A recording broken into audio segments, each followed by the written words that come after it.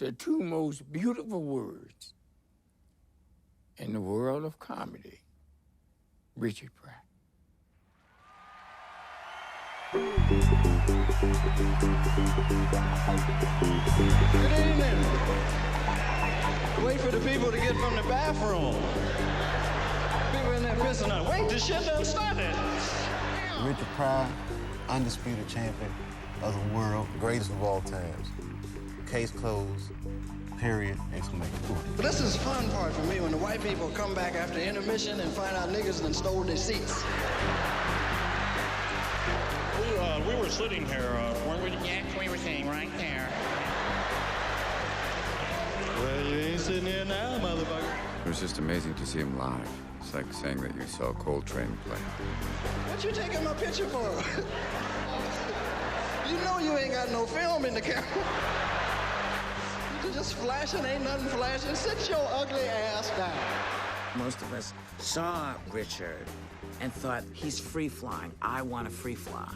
I love when white dudes get mad and cuss, right? Because y'all some funny motherfuckers when you cuss. Right, they be saying shit like, yeah, come on, peckerhead. Come on, you fucking jerk-off. Come on. Yeah, you fucking ain't right, buddy. Niggas be talking about, buddy this. Always talked about making them brave enough to see themselves. And the demons that he wanted to exercise in the audience became demons that he found hard to exercise in himself.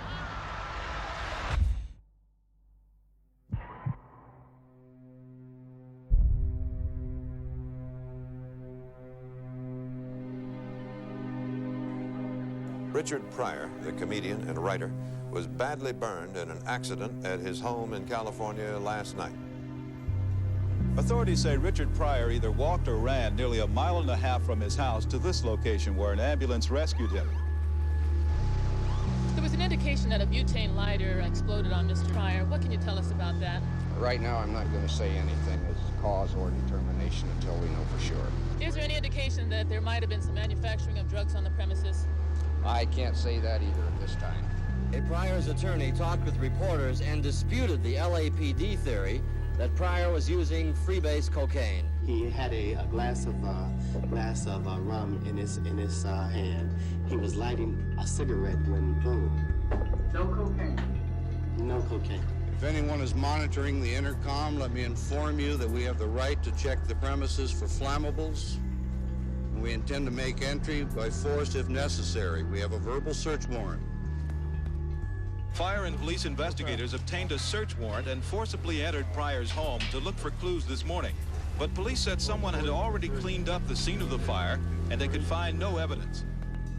Everybody had this sense that something was ultimately going to happen, and it finally did. This is it. He's finally killed himself.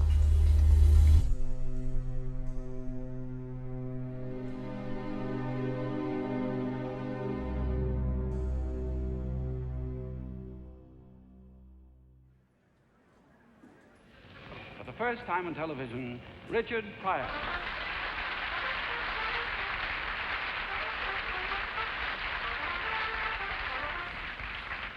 I'm going to tell you a few things about myself because a lot of you probably don't know me. I'm not a New Yorker. My home's in Peoria, Illinois. And I'm from an average type family, 11 kids. No mother and father, just kids. I was roaming around Greenwich Village and I wandered into the Cafe A-Go-Go. And I saw this guy do a set, and I was completely mesmerized. I thought, this guy is going to be a major star if I can get him to be able to put two sentences together without fuck, motherfucker, cunt. The next party you go to, everybody will be dancing away, having a heck of a time. There'll be one guy in the corner by himself, checking himself out, right? Everybody else will be dancing, one guy in the corner. Richard and I would have to go through the material, rehearsing and preparing, And it was never to make it funny. It was to make it cleaner. I went to the opening night, and his first legitimate gig at the Living Room, which was a chic East Side Watt. And it was very crowded, and the maitre said, could Nipsey Russell join you? I said, sure, of course. Nipsey sat down. And all during the show, Nipsey's going, I said, what's wrong with you, Nipsey? At the end of the show, what was wrong? He says, he's doing Bill Cosby. Bill Cosby did what they call the crossover. You know, he'd gotten white people to like him. And I think Richard thought he had to imitate Bill to get over, to become part of the circus or whatever it was. All the success came within a year. Yes. How is it up here? Oh, wow. How does it come out? Oh, hostile. Really? Oh, yes. I go out, I don't know, I go crazy. Tell us the big things that are going to happen to you. Well, the big thing that's going to happen to me, I'm going to Las Vegas.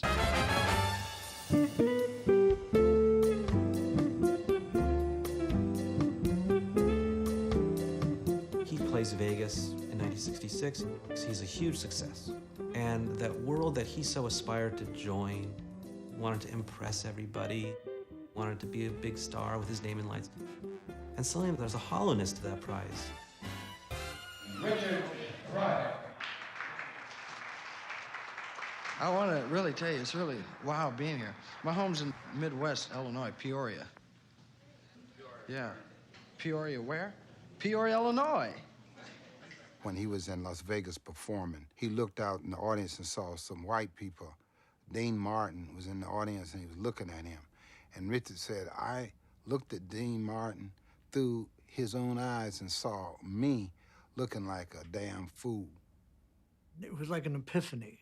I don't want to do it that way anymore. I want to do it the way I hear it. That was probably when Richard Pryor decided to become Richard Pryor.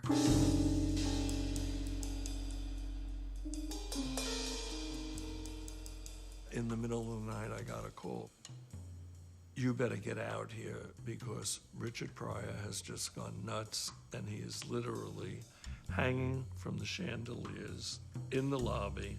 I want him out of the hotel and he is finished.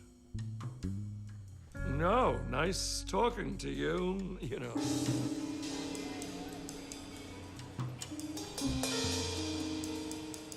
It was all over town. You heard what happened last night. And I think he was fired the next day. It was so public. You had a Vegas gig. That's what every comic wants. And you blew it? And I guess everybody thought that, well, that's the end of Richard Pryor. I did not hear from him. I did not know where he was. Richard was gone.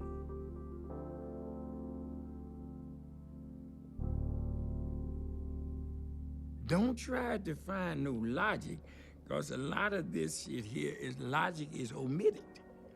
And sometimes to understand Richard, you have to first omit logic. And then you come closer, because what you think it ought to be, it ain't gonna be nothing like that. Talking to the people. Try, get them to go your way. Tell the lies, not to worry.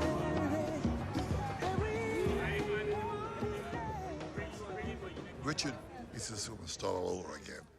He had a new name. It was Edward or Edwin or something stupid.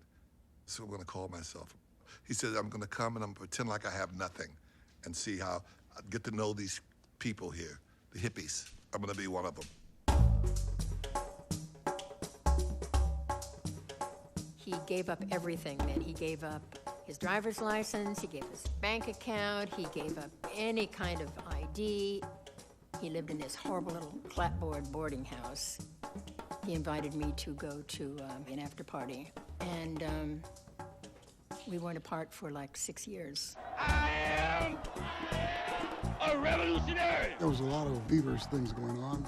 People asserting their rights, demonstrations. There was just a lot of ferment in the Bay Area. Something different was happening with Afro-American culture. It had come into its own. And Richard showed up and gave it new life. There used to be some beautiful black man would come through the neighborhood dressed in African shit, you know, really nice shit, you know, and they'd be, peace, love, black is beautiful. Remember the essence of life. We are people of the universe, and life is beautiful. My parents go, that nigga crazy. No one had heard him using the N-word the way he does, and he's just starting to do that. He was tiptoeing into it. And in comedy, you just never heard anything like this. So Richard would nudge this audience to some kind of feeling about who they really were. So he's telling a joke, and white guy in the back says, "You ought to be glad I got a sense of humor." And Richard said, "Yeah, you know, I am glad you got a sense of humor because I know what you do to us niggas." He was acutely aware of the dynamics of political, racial segregation. I'd hate to be white. This audience that he was playing to was as hip an audience as you could get. And they weren't sure that they were going to go along. That's how radical Richie was. The cops always pull up. Okay, get your hands up, black boy. I think he was very conscious of what he was doing. Richard knew how to drop atomic bomb words. He knew that words were powerful. I mean, they accidentally shoot more niggas out here than any place in the world. Every time you pick up paper, nigga accidentally shot in the ass. How do you accidentally shoot a nigga 6 times in the chest? Well, my gun fell and just went crazy. He was fully blown as Richie Pryor. It was astonishing. His point of view, his attack on the culture from every version, no holds barred, not thinking about a career, not thinking about what you have to do to be right and wrong. He wasn't a civil rights leader like you would say Huey Newton or Martin Luther King, but he was somebody who inculcated the spirit of the movement. Richard in Berkeley was, you know, a lovable person, but Berkeley's not the world. You had to meet the monster. You had to go through Hollywood. Where do I go when this world forsakes me? Who do I turn to when they put me down? You were my hope when they all backstab me. You are my beginning, my middle, my end. I met Richard Pryor in 1972 at an upscale garden party in Beverly Hills. I asked him what he was doing, and he said, nothing. I said, I know, I'm doing nothing, but I mean, what are you working at? He said, I'm not working at anything. I'm unemployed. I said, how long have you been unemployed? He said, a long time. I said, really? Who's managing you? Nobody. Who's agenting you? Nobody. He didn't really have any place to go at that time, so he took a job doing punch-up lines for Red Fox. I thought, you know, this is not right. So I said to Richie, let's record an album. Don't ever marry a white woman in California. A lot of you sisters probably don't marry white women anyway, nigga. Shit. Why should you be happy?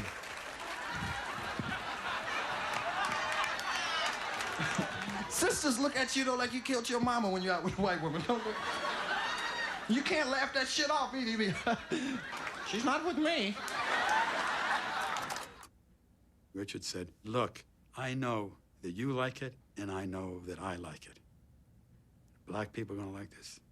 I said, Richard, I can't answer that. I don't know. He said, let's hope so. And if not, we're both out of business. I don't know how you feel about the title of your album, but I find it difficult to say. You do? Yes, I do. Most white people, it's hard to say crazy. No, you tell them the title of the album. I can't say The title of the album is That Nigga's Crazy. See, now you can just say that and talk. Yeah, well, if look, I said that, wouldn't you get mad? I'd punch you out.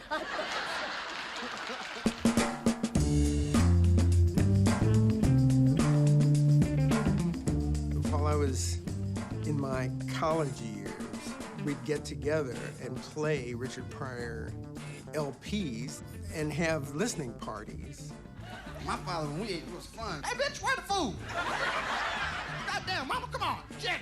Oh, you motherfucker, you shit. Oh, goddamn it. Saying fuck in those days was unheard of. They had blue laws for crying out loud. It was just a secret. It was like learning how to say motherfucker. bitch, kiss my ass. But the people that had it first, I don't know why, but were pimps and hoes. This is the only guy really touching on some shit that's like, woo, taboo to other people, like, don't go there. So he was the messiah, the messenger for the real niggas in the streets that wanted to express themselves but couldn't. I mean, the album was a Grammy Award winner. #1 on the R&B charts in 1974 for 5 weeks, which is unheard of, a comedy album in the R&B charts. This was a time when Richard was moving up very quickly. It was rather like being fired out of a cannon.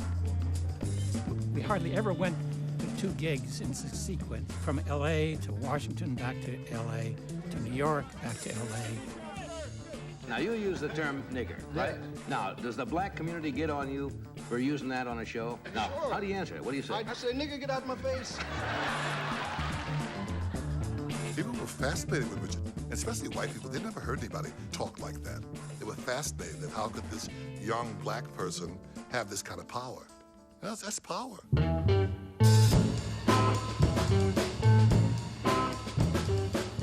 When he would drive down and performing, word would spread through everybody got on the phone and said Richard's at the Comedy Store. The word got out so quickly that Richard was backstage at the Comedy Store that by the time he got on, there wasn't a comedian in town who wasn't in the audience. I took some acid once, too. White dude gave me some.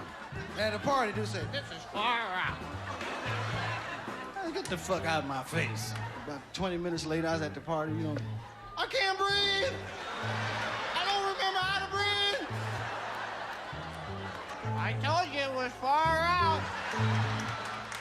When he performed, he would sometimes make a couple notes on the back of an envelope of some of the things he might do, but he never worked out in advance there wasn't really a routine.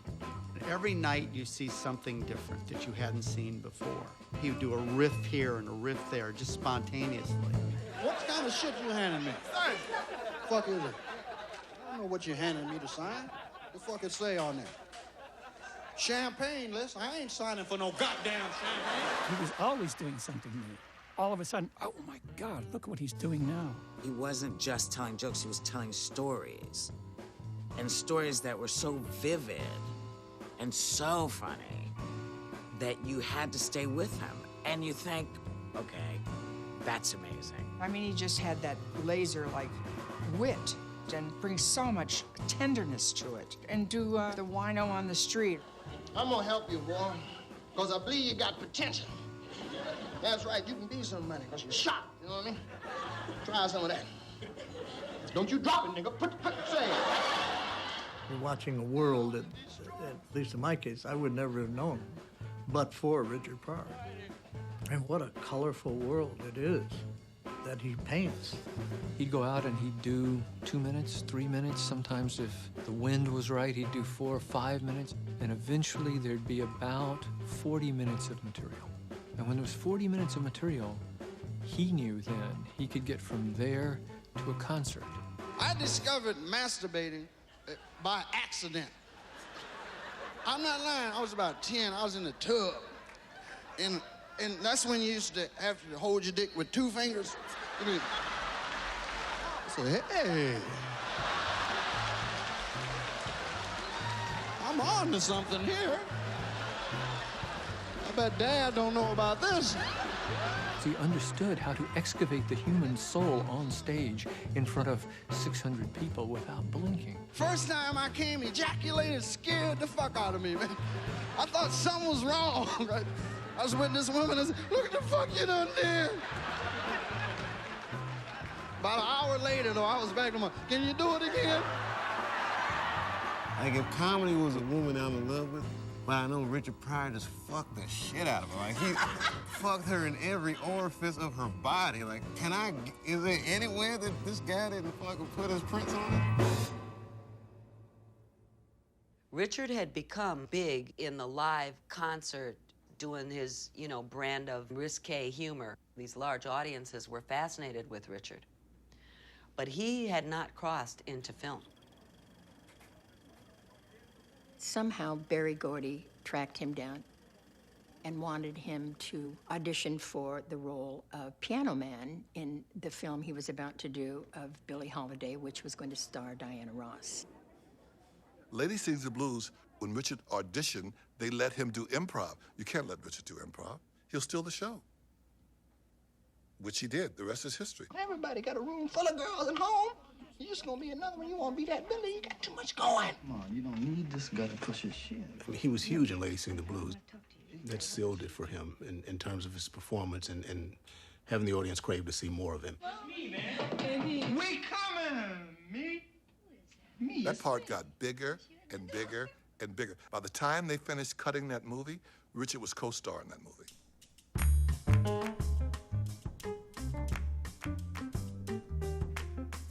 I met him in '72. He wasn't that famous, but the word was out. I said to him, why don't you meet me for breakfast, He said, breakfast, okay, I'll meet you at 4. I said, 4? I told him about a black sheriff in 1874, and he loved the idea, he just loved it. I said, I'm gonna fight for you to be the lead in Blazing Saddles. And I said, look, I'm gonna write it like a gang comedy. Anybody got a good idea, it's in. We're all gonna be equal. I will be a little more equal than anybody else, but we're all gonna be equal and we're all gonna have fun. And I want you to be one of the writers. He called me up and said, listen, I would like to be the star of that film, Blazing Saddles. That would be terrific. This is gonna be something big. I wrote most of the black jokes, and Richard wrote most of the Mongo jokes. He was like this big, tough baby. Richard wrote lines like, Mongo only pawn in Game of Life. He wrote these mashugana, wacky lines. The next day, he showed up in my apartment with cigars and a very expensive Dunhill lighter. And I said, what's this? And he said, well, we're going to be signing a lot of contracts.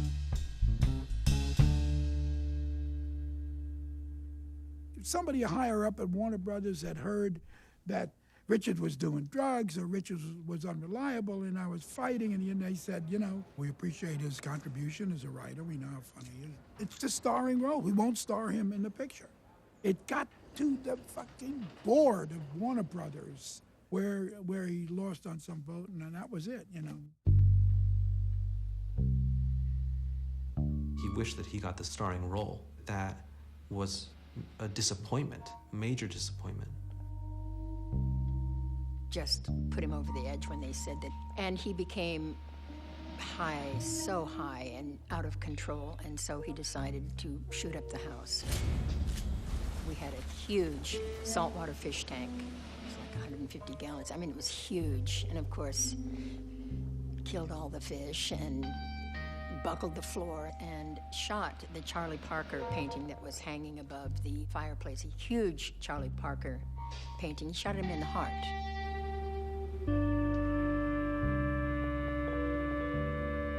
It's really hard to live in Hollywood so controlled by white men. Very hard to do anything because they are so greedy and so insecure. He decided he was going to fire everyone and start all over. New lawyers, new agent, new manager. He called Ron and just said it was over. I mean, it was a pretty harsh, cold moment. So what became of the change of heart? He said, I don't know, man, it just did. I puzzled over that for many, many years. I don't like movies when they don't have no niggas in them.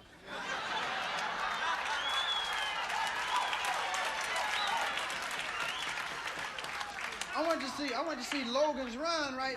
They had a movie of the future called Logan's Run. Ain't no niggas in it. I said, well, white folks ain't planning for us to be here. That's why we gotta make movies.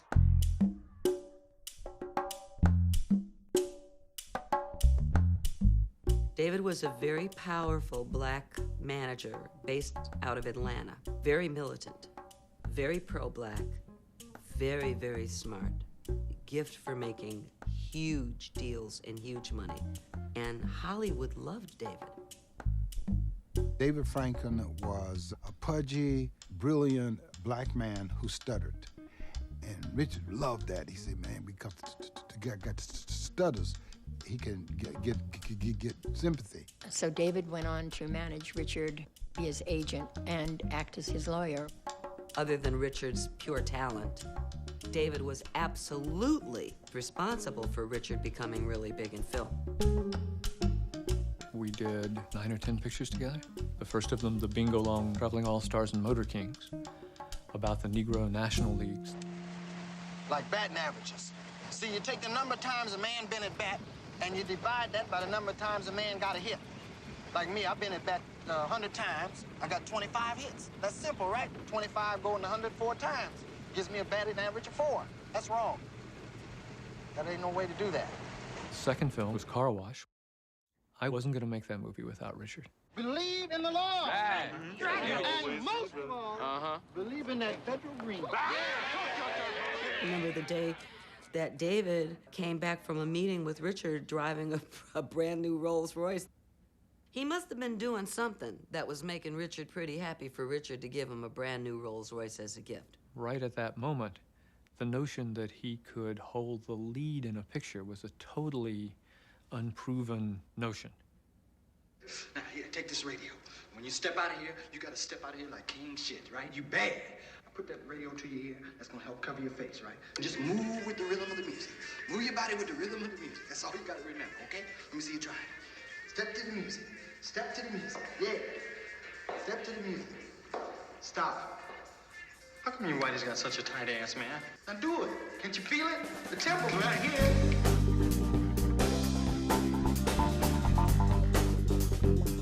He basically launched a new genre of comedy, the interracial buddy comedy. And this was a new kind of formula for comedy in Hollywood. He broke the glass ceiling.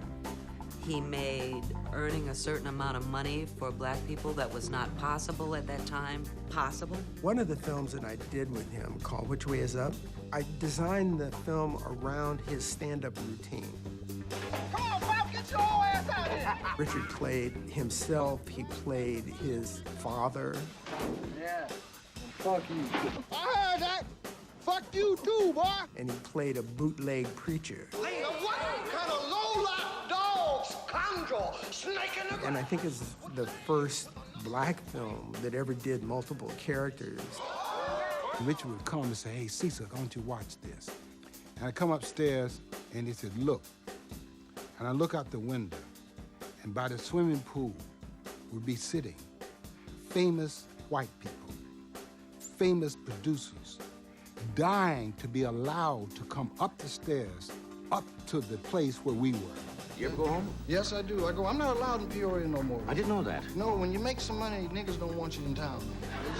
He desired to be the biggest star in entertainment, as big as Cosby, as big as Portier. He also wanted to be the blackest star, you know, as black as Malcolm X. Burrhead. Cracker. Spear chucker. White trash. Jungle bunny. Funky. His appearances on Saturday Night Live were very instrumental in walking the very thin line between what was acceptable on television and his mind. Nigger. Dead hunky. My grandmother would walk by the living room and she'd say, "You're watching that Negro again?" It was the only black person that my grandmother would allow in the house. It was Richard Pryor. The audiences absolutely loved it. The network loved it. That's why the network went after him and said, "We want you to do a television show." We had the best time. When you have the support of someone who carries that much weight, it trickles down to everybody to be courageous and crazy. Mr. President, Mr. President. Yes. Mr. President, since you've become president, you've been courting an awful lot of white women. Will this continue?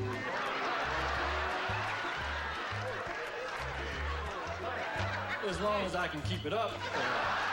I actually hired a court stenographer because the ideas were, one day he walked in a conference room, he jumped on the table and said, "Let Bojaws handle it." We don't know who Bojaws was. Are you sick? Are you crippled? Let Bojaws handle Bojas was this weird medicine man that lived in the Louisiana bayou, healing people. Mr. Bojo's, I got a bad arm. I can't move it. He got a bad arm, and he can't move it. Let Bojo handle It was groundbreaking within the rules of how mundane television was at the time. You know, there's a lot of things written about me. People wondering if I'm going to have a show, if I'm not going to have a show. Well, I'm having a show. People say, well, how can you have a show? You've got to compromise. You've got to give up everything. Is that a joke or what? Well, look at me. I'm standing here naked. I've given up absolutely nothing.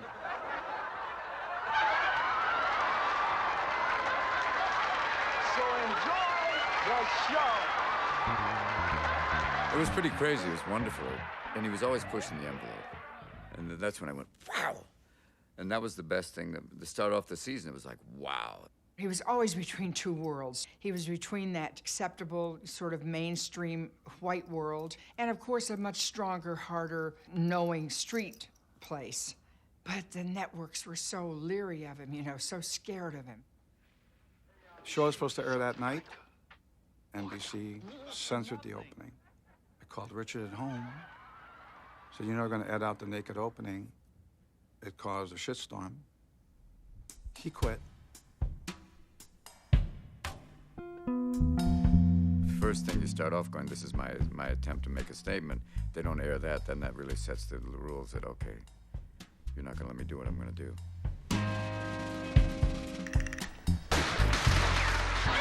Richard came back, and after pleasantries, Richard said, television chews you up and spits you out, and I don't want that to happen to me. So I decided not to do the series. He went to NBC, and of course they said Richard had to do the show. They weren't going to let him off the hook. Well, from the looks of things, I'll be seeing you next time. NBC made sure of that. I'm not going anywhere. They kept saying, you know, you got to be more mainstream. And he was going, no, fuck you. No, we can't. If it wasn't real, fuck it. You know what I mean? He wasn't compromising. Rocco is a token white person on the show. He wanted a lot of changes made. He wanted more black people involved in the production staff. He only wanted 3 whiteys to come back. We were in a rehearsal hall one day, and a guy walks in with an African cap and a dashiki and a stick. And I said, Richard, who is that guy? He says, his name is Prophet Jennings. He's a nigger expert. He was the one to judge whether Richard was black enough. Richard looked at him and he'd either go like this or like that. I love American people. I want to say I had 2 for lunch. In the end, they demanded that he do stand-up, which didn't sit well with anybody making demands on him. So they recorded 45 minutes of him doing stand-up. They had 10 seconds they could use. A lot of people here might be offended, so you should leave now, because I'm going to say fuck and suck. And shit and doo-doo. It's amazing that he got things on that he got on, but it's only because 90% of what he wanted to get on didn't get on, that 10% of it actually got through them because they just couldn't fight with him that much. ML's again. That was it. It was like he went out swinging. Well, good night. See you next week.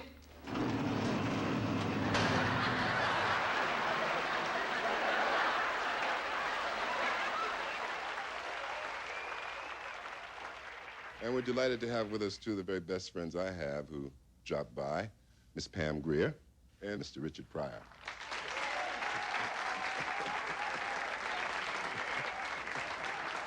Richard was dating Pam Grier. You know, she was crazy about that guy. We bumped into each other on the set of Grease Lightning, in which we were both starring in, which will be released sometime in April. You say you bumped into each other? Yes, we bumped. That must have been quite a collision. I know that Richard's grandmother wanted Richard to marry Pam. She thought she was certainly an accomplished actress. She was black, and she was a healthy girl. She wasn't a party girl. I'll be jogging in the morning, please. Me and Rashawn, two black men, will be jogging. We're not robbing anything. Richard was completely sober. He played tennis every morning at 7 o'clock. It was a Richard that I had not seen. Richard came into my office, said, I'm getting married tomorrow. I'll be late. I said, well, man, congratulations. It was fucking great. Baby, save me from this heart of mine. So I had a cake this big. Congratulations, Richard and Pam.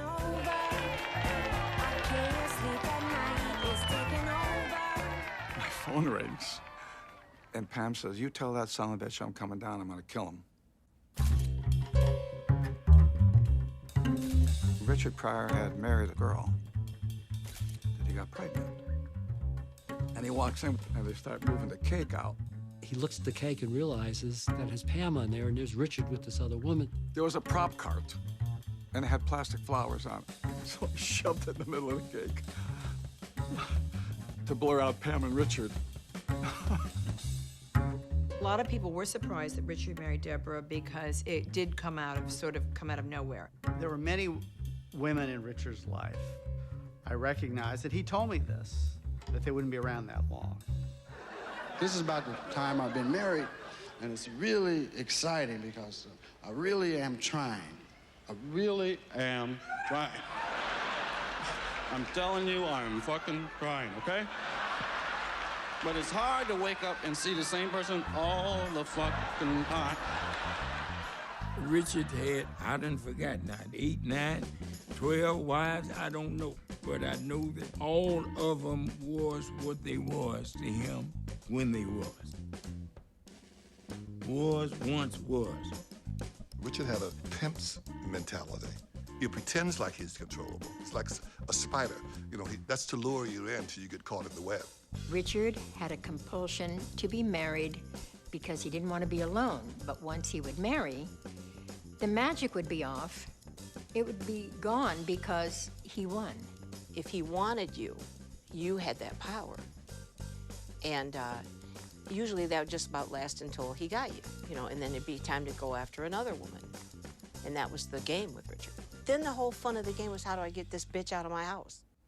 I was the best man at a wedding with Jennifer and Hannah Maui.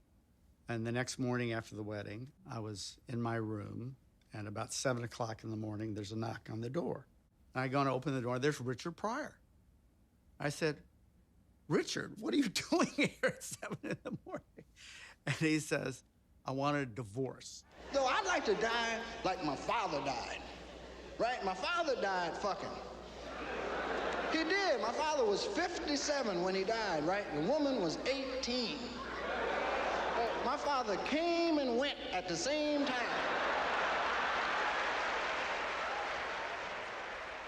Would you like to introduce our next guest, Richard? Yes, who? Your grandmother? Oh, man, don't do that.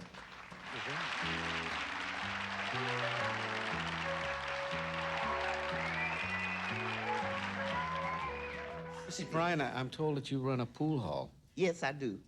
Did Richard spend much time in the pool hall? Yes, he used to come down there and shoot pool and things after school, They used to cuss in the pool room before she took over. Now the language is, guys, why you? I keep them in their place. See, I'm an old lady, and I stay in old lady's place, and I respect them young men, and they must respect me. Isn't that right? That's exactly right. I remember meeting Marie Carter. She's a grandmother that you see in books. She had the long white hair, and she was dressed very smart. I bowed to her, and this old bitch hit me in my chest so hard. Boom! And I felt the breath leave out. And before I would let her hit me again, I rushed her and started choking her. And she started laughing at me. She laughed like it was the funniest shit she had seen. And Richard stood to the left and he said, "That's my grandmother, man." I was born Richard Franklin Lennox Thomas Pryor III. I got names from pimps and gangsters. Grew up seeing my mother go in the rooms with men, and my aunties go in the room with men. And I remember tricks used to come through our neighborhood. That's where I first met white people. They come down through our neighborhood to help the economy. Man, but I met nice white men just coming. Hello, little boy. Is your mother home? I'd like a blowjob. When he told us about it, we laughed at it. Get the fuck out of here. Your mother's so thick. God, I mean, you know, we didn't really grasp it.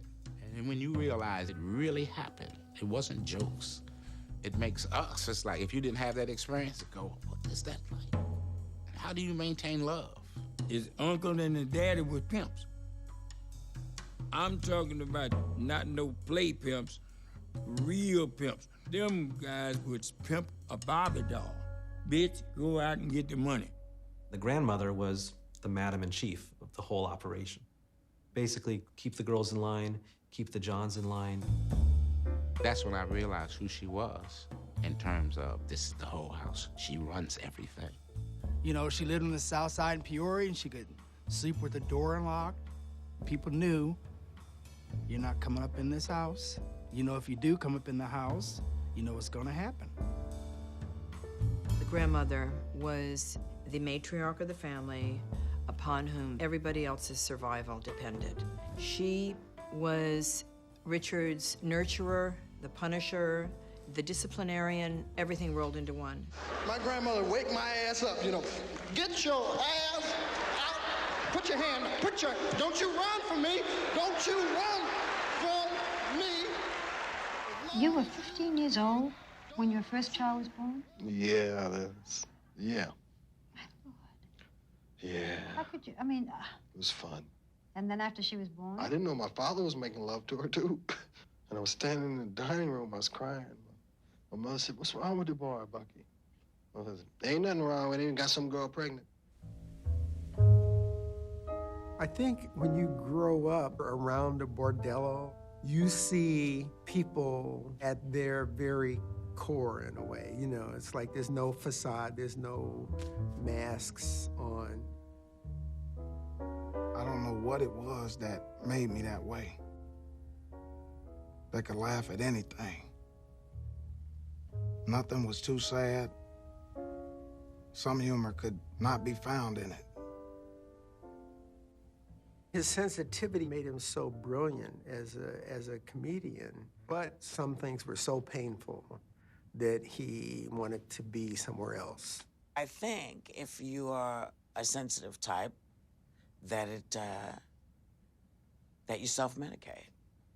It's easier to self-medicate.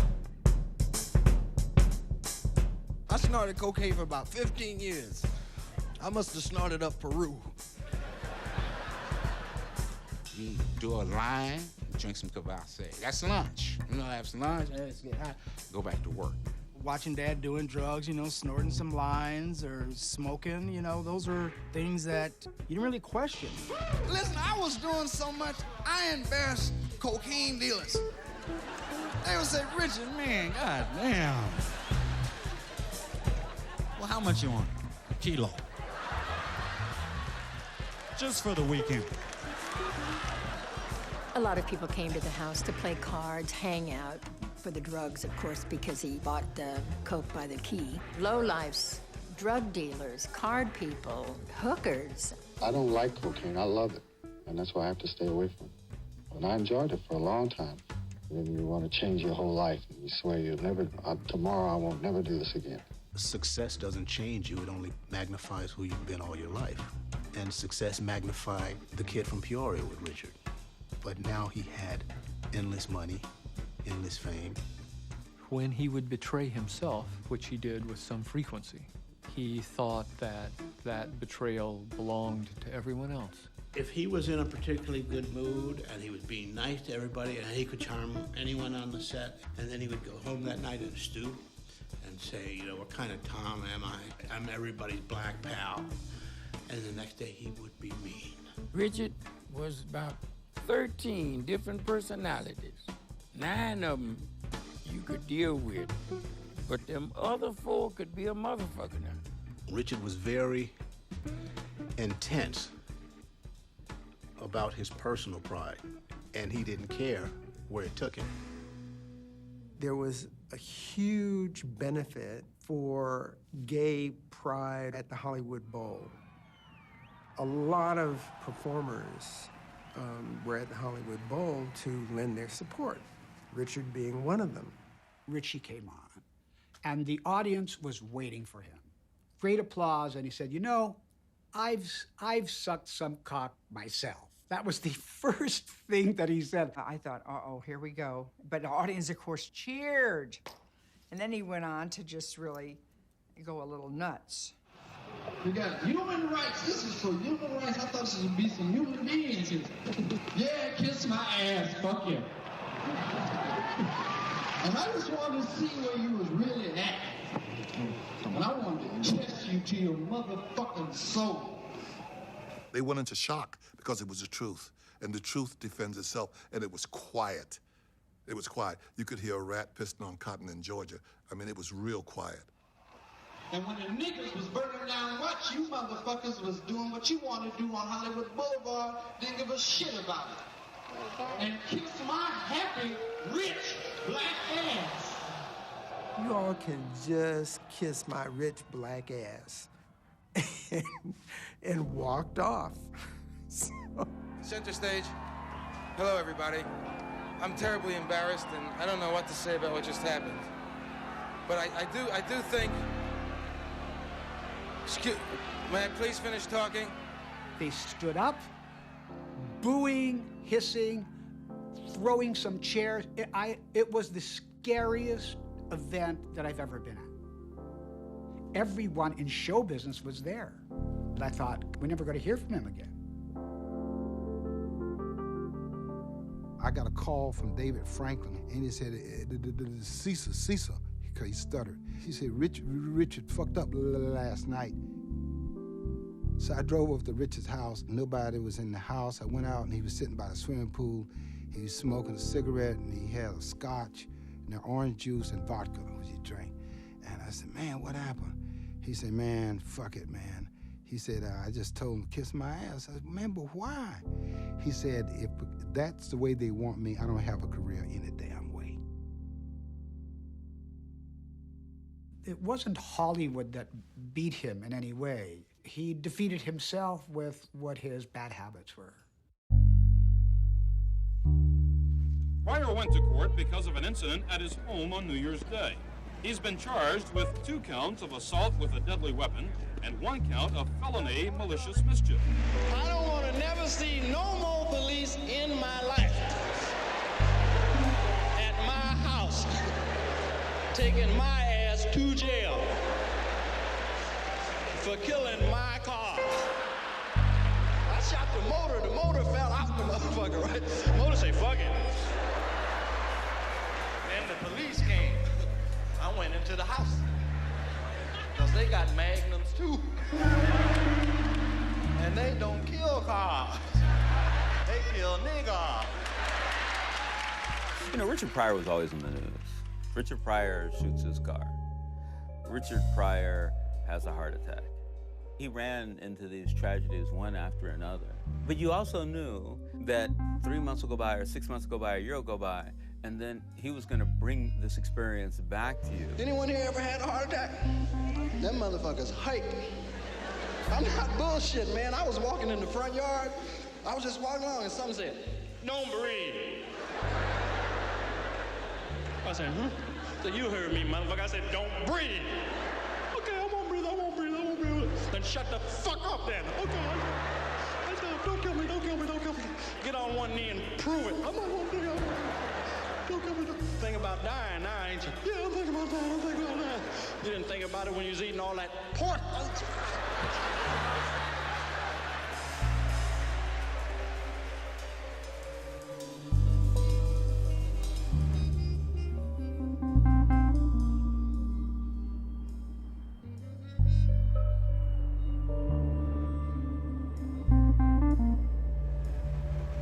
Was on the road and see Marie Carter every day while she was dying. You know, we'd do the shows, go check on his grandmother. You know, she said, you watch out for my boy. She was dying, and basically they said, you have to get here now. So we rushed there. We went into her hospital room. I remembered she touched his camel hair coat and said, "That's blue azure. Is it warm enough?" And he said, "Yes, Mom, it's warm enough." We went back to the hotel, and she died a few hours later.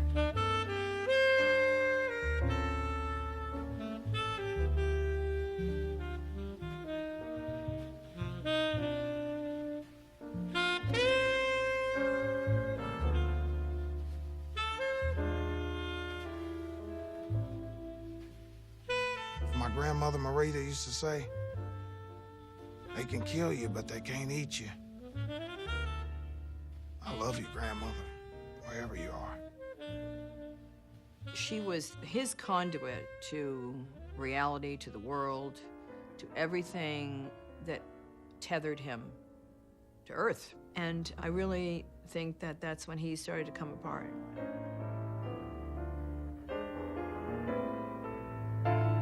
Dr. Al Cannon came and told Richard, and he said, when you finish going through this, go to Africa. You need to find out something about yourself.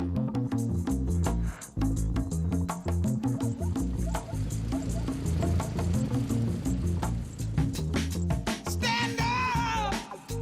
Let's get it right. Stand up!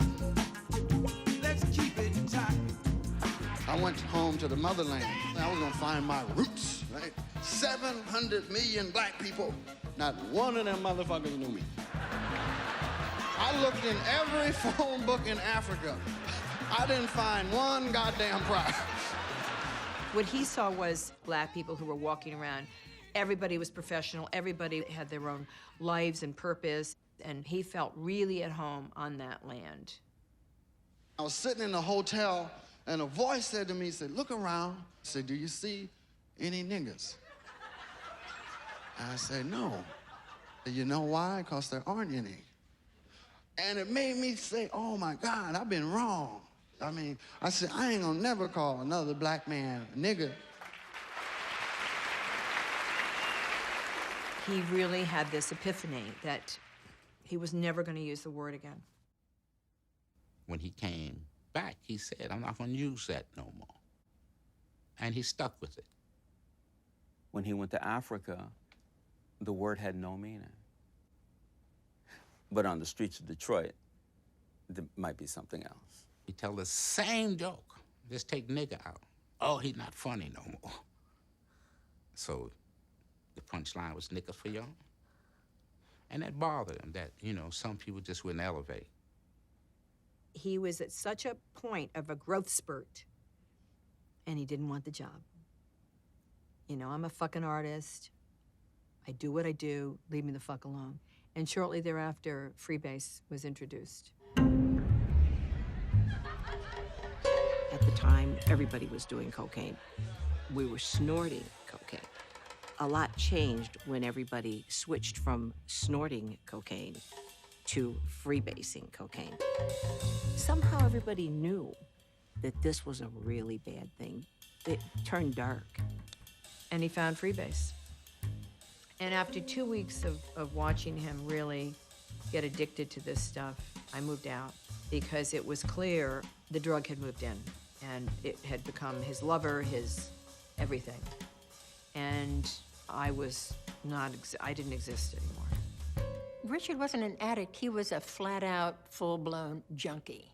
I mean, he might be clean for 4 days, but be drinking booze, be clean for a week, but just snorting a little coke. So he was not honest with himself. June 9th, 1980. Richard had walked off the set of Stir Crazy a few days earlier. The Freebase had been escalating. He was not able to stop. Richard was so coked out that he began withdrawing large sums of money out of the bank. And I'm talking like 500,000, 100,000, another 250,000, and he was hiding it in his house. Rashawn had called. He was calling and recruiting several people that he felt were close enough to Richard to come to the house to rescue Richard, to try and get Richard to stop. Richard was in a very scary place. Richard didn't just have a couple of ounces of cocaine. I'm talking about a mound of cocaine on his bed, on the bed. And he had the pipe and the torch, and he wasn't gonna put it down. You could see that he was absolutely manic. When I saw him, I didn't know him anymore. It looked like something had been taken from him. You know, some spirit had been ripped out of him. He was high. We were watching the Vietnam special where they were showing the monks protest to the war. And this particular monk took gasoline and poured on himself, and he lit it. I said to Richard, look at this man's commitment. And Richard looked at me, he said, fuck his commitment. He didn't even flinch. You laughed. And I went up to go to the kitchen. On my way back to the room, a ball of fire is running towards me. And I just jumped out of the way. And I seen it run past me, and I got up against the wall. It run down this long hallway and outside, and then I see it outside running. Ball of fire.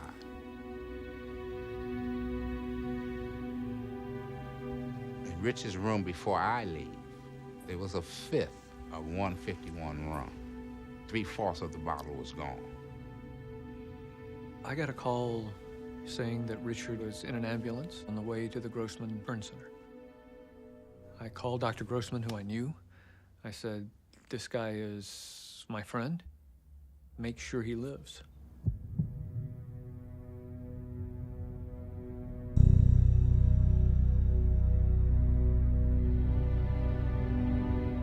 This is my impression of a heart talking to a brain.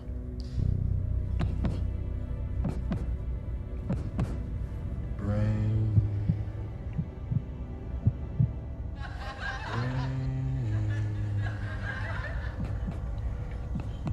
What do you want? You've been naughty. Go to hell. Don't make me angry, brain. Drop dead.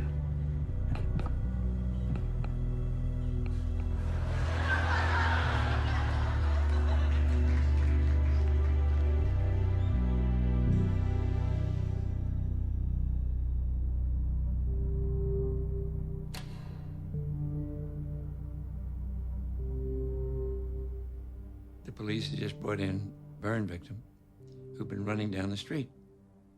And he was awake. Had burns of his face, neck, chest, abdomen, back, and arms. That was like 35–40% of his body burnt.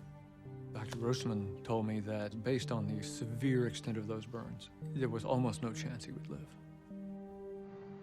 I flew back to Los Angeles and went to the Sherman Oaks Burn Center, where everyone else was having a vigil about Richard. The word kept coming out. Everybody kept saying that Richard had died. When he got burnt, all of them showed up at the hospital. And I had to turn to a security guard, because them bitches was about to kill people if you didn't let him go to the burn center. I told the doctors he's on Courvoisier, he's on vodka, he's on cocaine, because I knew you give him morphine, you could overdose him. On my desk at the studio, I had a phone that Mr. Wasserman, the chairman of the company, used to call me, and nobody else used that phone. It rang about 10 o'clock one morning. And I said hello, and I heard a voice say, and I said, who's this? And I realized it's Richard. And he said, am I gonna die? And I said, no, Richard, you're not gonna die. And then he hung up. And I called Dr. Grossman and said, there's a fucking phone in Richard's room next to his bed. And he said, what? Comedian Richard Pryor, critically burned Monday night, was sitting up in his hospital bed today and eating cream of wheat and talking to his doctors. They said his chance of recovery was still only about 1 in 3, but they were more optimistic than they were yesterday. All day long I've been hearing that he's improving. Is there still a chance he would die? I want you to understand that you have a man who still has a 50% burn on third-degree nature, who is very, very sick. And that until all of that burn tissue is taken off of his body and covered with grafts, which will require a number of operations, he's going to be that sick. A burn, you know, you got to let it form a scab first before, and then you got to brush that off. Oh, he was crying like a baby, rightly so.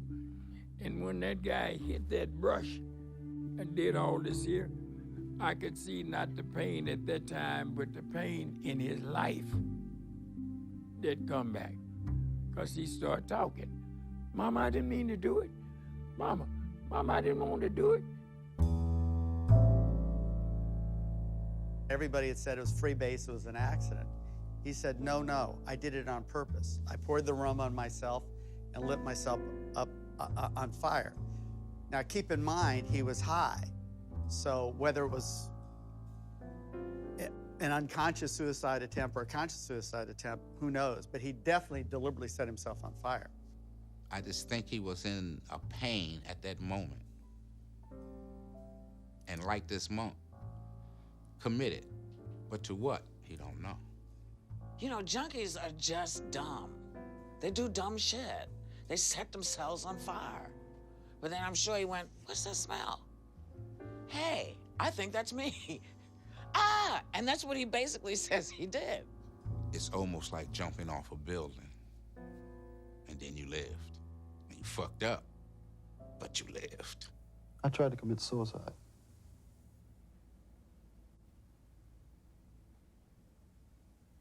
Intentionally? That's all I want to say.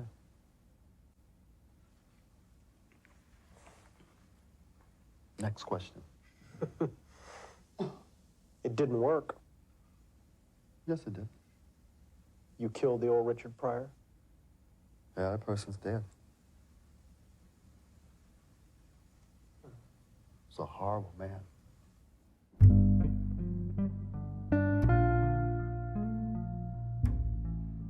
A executive for one of the studios called me and asked me to go see him because he needed help. So I flew over to Hanamaui, and he came out to greet me. I could see the burns all over him, and I was kind of taken aback. And I remember he looked down, he said, don't worry, my junk is okay. I still got my junk.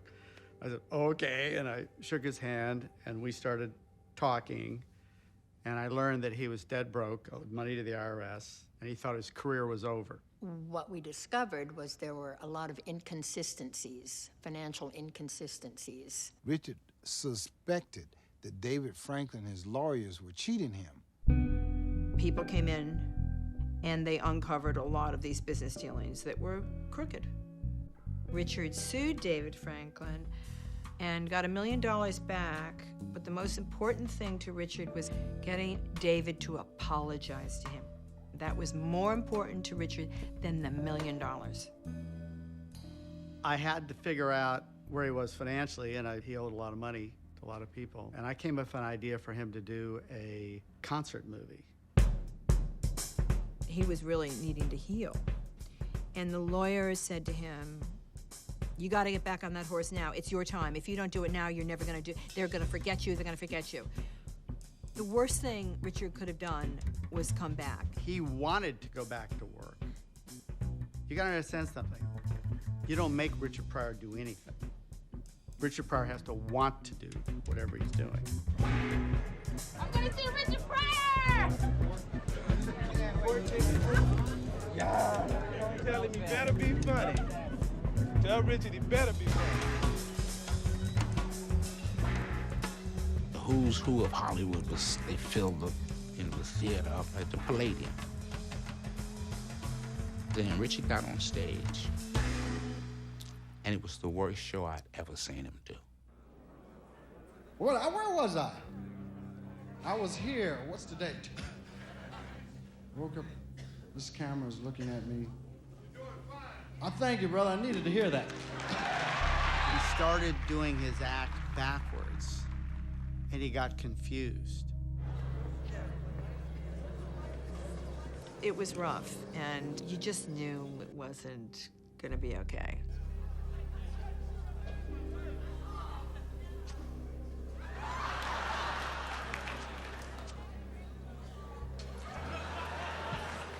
That no. Yes, the Lord doesn't want me to smoke it. Burn it up. Whew. It's a tough group. Richard didn't feel it was a perfect fit. Some people in the audience didn't think it was. Let me say this to you. This is honest. This shit didn't work for me. I mean, and I know y'all laugh and stuff, and I feel, I wanted it to be something else that it's not. It's just not there. It's just not there right at this moment in time and space for me. And I hope that nobody feels cheated or nothing, because at least you're getting to see a motherfucker crucify himself for it. He's supposed to do about 90 minutes. He did about an hour and walked out. I thought there was gonna be a riot.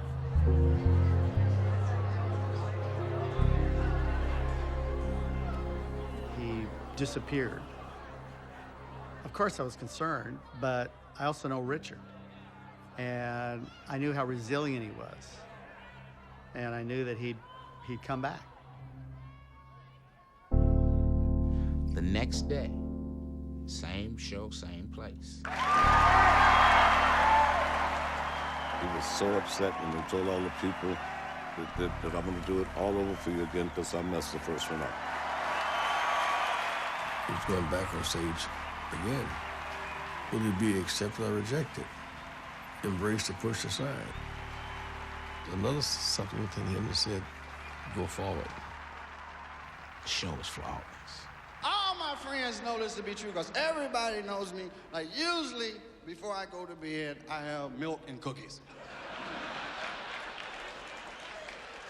And one night, I had some low-fat milk and some pasteurized, and I mixed them together, and I dipped my cookie in, and the shit blew up. Audience went nuts. I mean, I think the laughter was at least 15 minutes. But I'll tell you one thing, man. When that fire hits your ass, that will sober your ass up quick. I mean, I was standing there on fire and something said, why, that's so pretty blue. You know what? That looks like fire! And you know something I found out? When you're on fire and running down the street, people will get out of your way. Except for one old drunk, right? He's going, hey, buddy, can we get a light? His latest performance, live on the Sunset Strip, it has run away with the top box office spot, made $8 million in 3 days. Would you welcome Richard Pryor?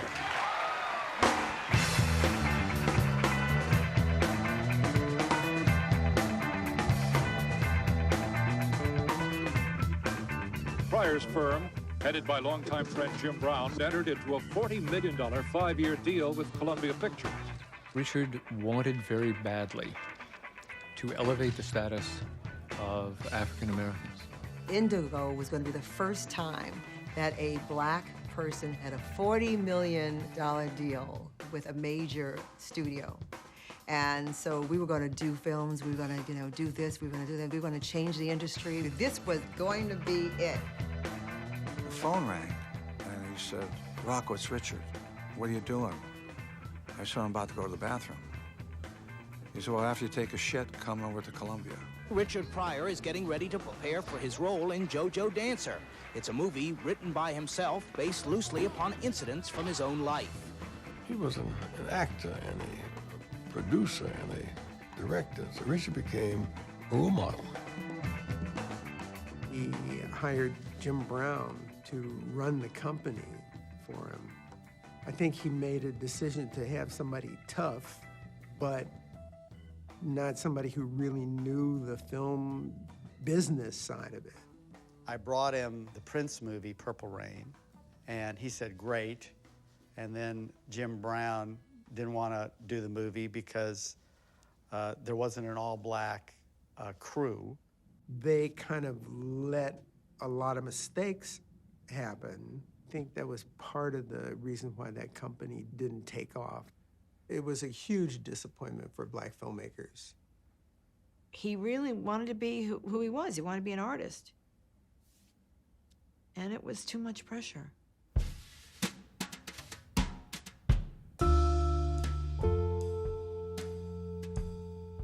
Richard began this tragic role where whites came in and just gave him white scripts. And that's what did him in.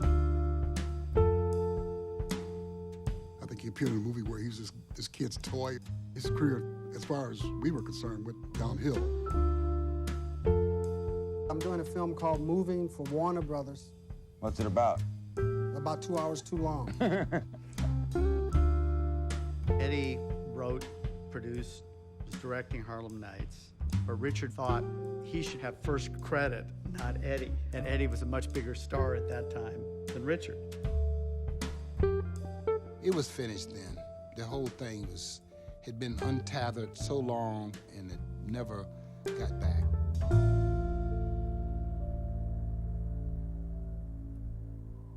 We went to the Comedy Store. Well, Richard wasn't there. So I looked at everybody and said, "Where's Richard?" I ran upstairs, and this comedian had Richard against the wall with a cocaine spoon, holding it to Richard's nose. I went fucking berserk. And I put him up against the wall, and his feet were off the floor. And I'm choking him and yelling at Richard.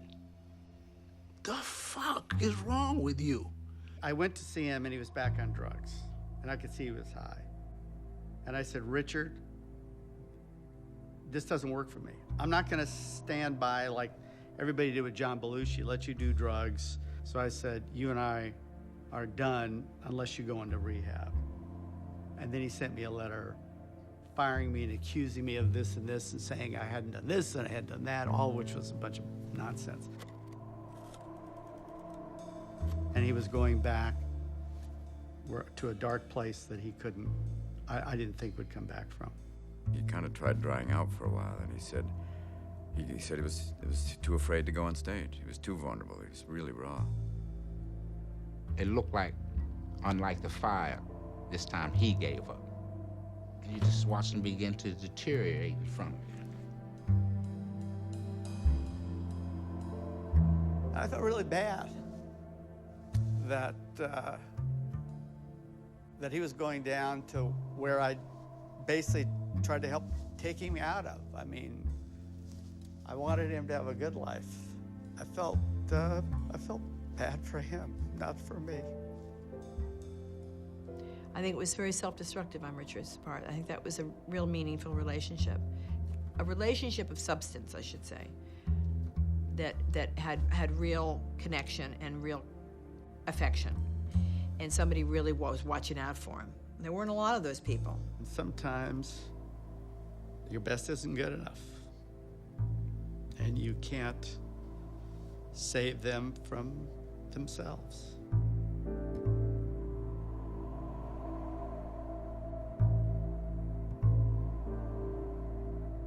I remember I hadn't seen him for a while. And I went to some premiere of something, and he walked up on me, and he had lost so much weight that I really didn't recognize him. And then it hit me. I said, "My God, this is Richard." I lost 20 pounds to do a film, and it kept losing it. I couldn't get it back, you know. And I got real scared, Johnny. Yeah? You know, because I was losing weight and my pants were falling down. And I said, something's wrong, you know. I said, hey, all these diseases around, Richard, finally it's caught up with you, and you have one of them, and you're gonna die. So I was very calm about it, you know, but I'm gonna die. A few months ago, I was on Tonight Show, right? And I was talking to Johnny Carson, and then the next day, this lady from the newspaper called one of my ex-wives and said, "What do you think's wrong with Richard?" She said, "I think he has AIDS." Guaranteeing that I will not get no pussy to the year 2025. One day he called. I said, "What's the matter?" He said, "Well, I got something wrong with my eyes. I can't see straight." I said, "Okay, come on over to the hospital, and I'll get my ophthalmologist." They looked at him, talked to the intensivist, talked to the neurologist, and both of them said, he may have MS.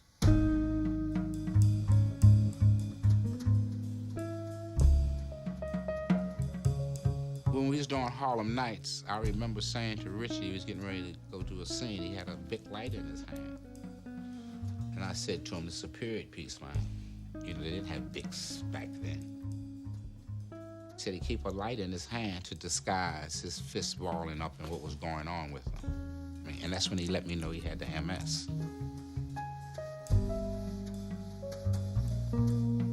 Yeah, back in those days, we never thought that it would turn out like that.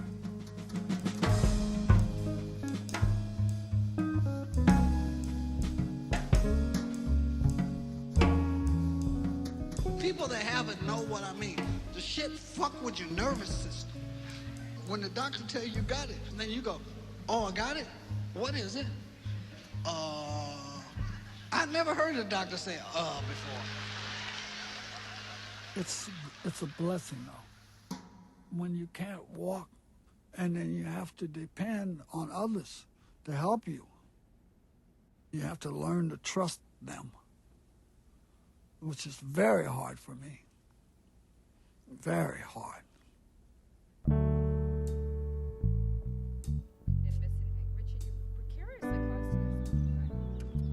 Jennifer came out to handle his affairs when he was unable with the MS to do that much for himself. I came back in '94. The party was over. No more piles of cocaine. That craziness was all gone. Let's put it behind us and make some lemonade out of the lemons. The drug part of it was over. He was clean from that point on. He had really learned whatever it was to be learned from the MS. It was difficult to visit Richard when he was sick after knowing him as such a wiry, vital, athletic type, you know, moving around and never being, you know, to all of a sudden seeing him in a wheelchair. My dick is dead. No, it died in my hand. I had it in my hand, was beat it, and the dick looked at me like I was crazy.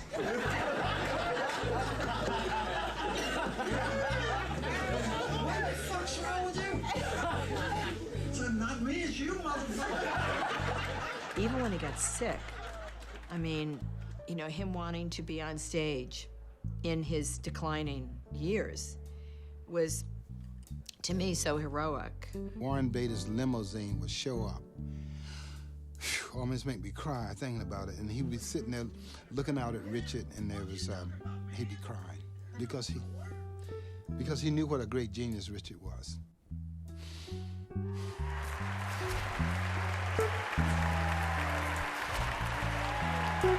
Richard Pryor defined the game of stand-up comedy and comedy itself.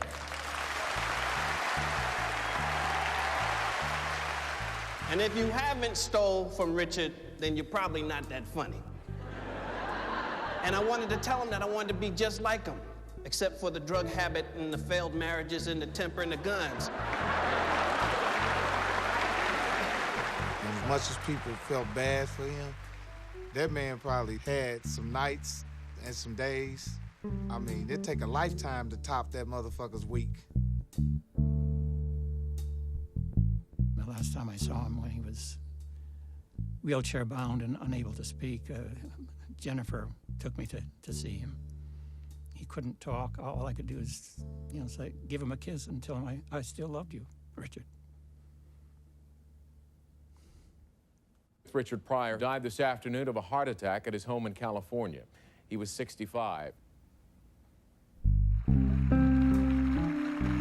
So, what I'm saying, what the point I'm trying to make is that there is no point to be made. That's all it is. There ain't no point to it. Because you didn't ask to come to this motherfucker, and you sure can't choose how to leave. Because you don't know when you're gonna go. Don't take this shit serious. You better have some fun and plenty of it. Because when the shit over and you ask for a recharge, it's too late. say is keep some sunshine on your face.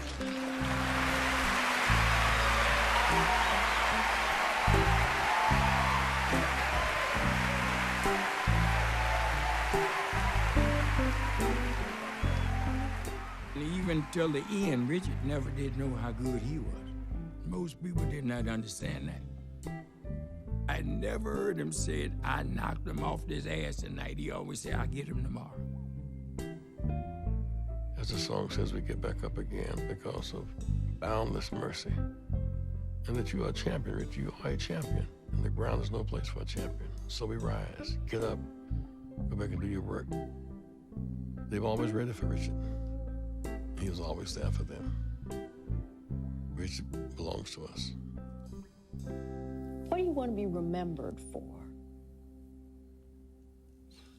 I like for people to see my picture and laugh. Just see your picture. Yeah, and laugh, and have stories to tell some lies on me. Yeah, he made me laugh. So I was there, you know. I was there Wednesday when he drove up in the, you know, whatever. Like that. Like to bring joy. That's how I like to be remembered. Life's a game of give and take to prevent the sure heartache. Life's a game of give and take in love. Oh, life's a game of give and take to prevent the sure heartache. Life's a game of give and take in love. I will return, for fallen warriors will rise, baby. I can't understand it. Why am I to blame? Nothing like show business. See you on Broadway.